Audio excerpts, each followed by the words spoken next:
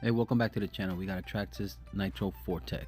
We'll take care of a couple belts. I'm gonna put this one here and the main drive belt. So don't be intimidated. It's actually a lot easier than what it looks like because, you know, these are hobby RCs. They're meant to be repaired. So we take out that E-clip, the 4 top screws here, and then we're gonna go ahead and take off the steering linkage screws at the end, and then the 4 bottom plate screws. So I'm going to be speeding up this video while I do things like that, so you don't sit around for an hour-long video. But I will be giving key points throughout. I like to put the screws back where I took them out of, as you can see here, because when you remove a lot of screws, it's easy to get lost or put in the wrong spot, and that is important in some of these RCs. Too long of a screw in the wrong place, you can eat up your transmission differential or something. So now that you got the top screws out, you can remove the pass-through screw that holds your upper control arm. And you only have to do one side, but don't forget the 2 spacers that are there. They're very crucial to keep that alignment correct. These 2 little spacers here. Make sure we don't lose that. Take out the screw, and then like I said, I put it back where it came out of.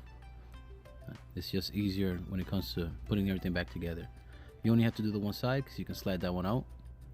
Boom, it's out the way. Now, most common mistake is to see those screws there and think that they can come out. You know, you see them, might as well be able to take them out. So you go through this process. Whoop, that screwdriver didn't work. So you grab another one, and you're kidding. You're like, all right, I got several tools, I can do this, and it doesn't work. It can be discouraging, and it can make you feel like I went too far already, and I don't want to deal with this. I don't know what I'm doing. That's okay. Nobody ever did. Somebody was taught at one point. So you try different screws. Those screws don't come out at this point in time. What you want to do is grab your front bumper, kind of lift up and roll forward towards the front, and then it'll come out. It's like a tongue and groove thing. Don't pull on that bar there. It's plastic, you'll snap it. What you want to do is kind of tilt up and pull forward. The easiest way to remove that belt there, instead of struggling like me, is to pull the rod through the other side, and the whole pulley and belt comes out. But you see how we got that out there? Twist up a little bit and pull forward. And then what we do here is pull out that rod, and there it is. And take out the drag link screw, the center link screw, with a 2.5 driver. That's for your steering. And of course I put that screw back where I took it out of, just to make sure I don't lose it. But now you got your whole assembly out. Good time to look everything over. Make sure there's nothing cracked, nothing's about to snap off. You know, your differential looks alright. Take out these screws here.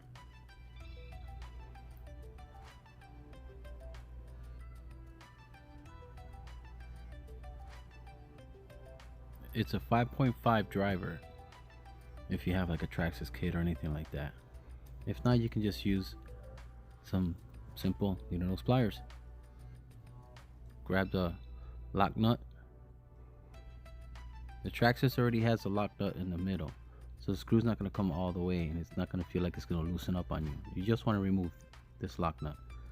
Get your washer and your shoulder spacer. Remove the shock and put those back. Like I said, when we're removing a lot of pieces or little pieces, putting them back where you took them out of saves you a hell of a headache later on. And do the same thing on the other side. Now you got your differential housing out of your front assembly. Move that to the side. Now we can get those screws.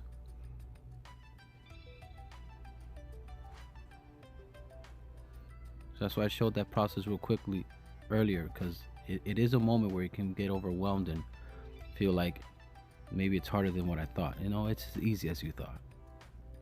Now you got your whole differential out. Make sure there are no missing teeth. It's not stripped, nothing cracked. I double check the screws here just to make sure they're not backing out, because if they were, will they snug up? If not, then now's the moment to fix it. And what you want to do is then just grab your new belt. There's the part numbers here. You can feel free to pause the video if you need the part numbers. They are still readily available. I get mine at gravesrc.com. That's GRAVESRC.com. They've got pretty much everything, quite literally. Those are your part numbers there.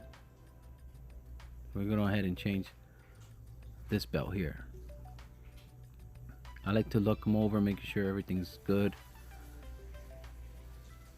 It's not exaggeratedly too long or too small, because they do sell options. This belt here, I got it for the 22 gear. It comes with a 15. The belts is slightly longer. I believe it was a 234 and the other one was a 228.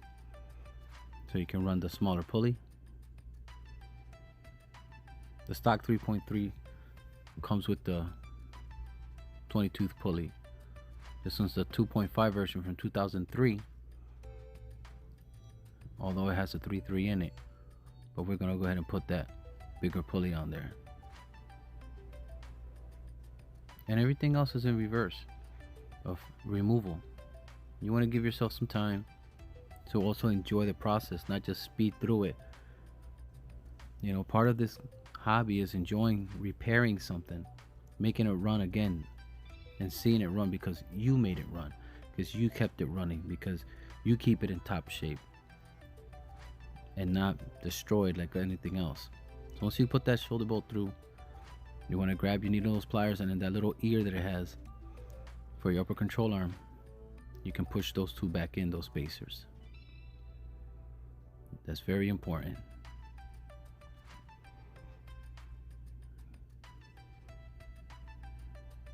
You don't want to tighten up those 4 screws in the top first without tightening up the A-arm bolt. But here we're just everything in reverse. You can get it done in about 10 minutes, 15 minutes. And I know I'm speeding up the video, but it's just so you can see the final product in the end. And now here we are, getting to the side belt. Very easy. You use a small flathead, get the E-clip out, grab your belt, grab your pulleys. I don't like to roll the belt on because it's new. You can crack the pulley if it's an old pulley. You can damage the belt. So I just grab the pulley with the belts like that, and then I can slide it, kind of stretch it slightly, but you're not causing unnecessary stress. There we go.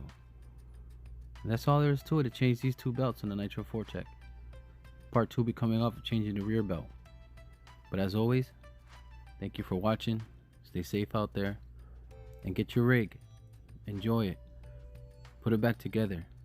Keep it running. Get that satisfaction knowing that that RC, and it's a RC hobby grade, does a thing and makes you happy whenever you go outside or go to the park, go to the track. It's doing what it's got to do because you keep it doing it. Thanks as always. If you like the video, comment, subscribe, share if you will. I do appreciate each and every one of you. And again, as always, stay safe out there.